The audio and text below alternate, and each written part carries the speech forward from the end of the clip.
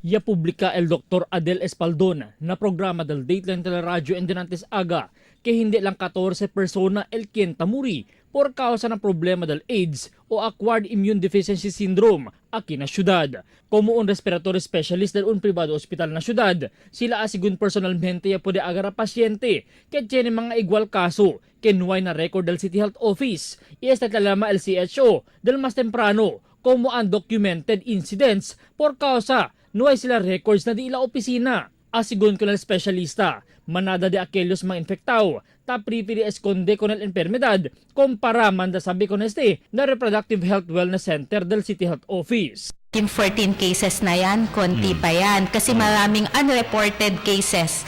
No, syempre nahiya sila sa diagnosis, hindi nila pinapasabi. Ang most common cause talaga ng cause ng death sa patients with AIDS, pag yung mga systemic failure, kasama dyan respiratory failure, secondary to pneumonia.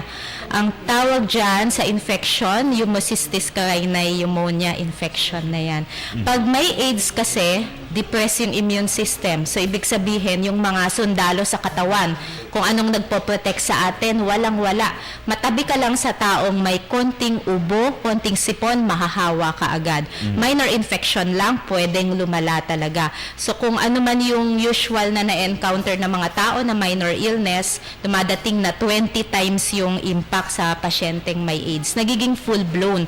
Minor pneumonia para sa mga patients with HIV or AIDS, nagiging high-risk pneumonia to the point na hindi na sila makahinga, kailangan tubuhan. Eleya ritira, ke top 3 del mga kienta kada positibo na AIDS, base na di ila estudyo o statistika.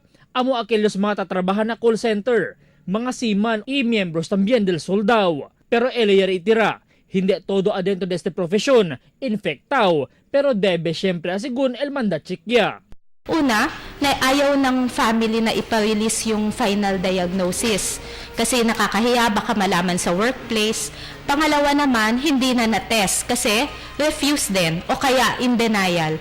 No, kahit very obvious na ang presentation niya, mukhang AIDS na talaga, hindi talaga umaamin na meron, ayaw pa magpa-test. Different professions, maraming mga yung nag-work sa Manila, mga call center agents, siguro kasi yung iba kasi nag-appeal sila na baka discrimination kasi yun yung nila, yung work nila.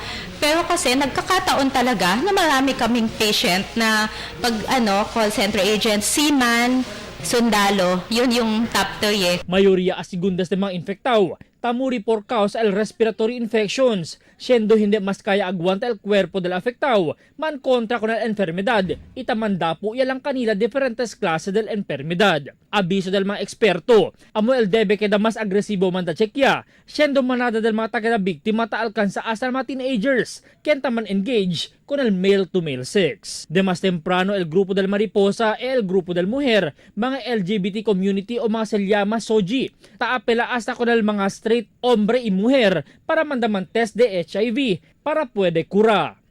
Albert Luna, Dateline Zamboanga.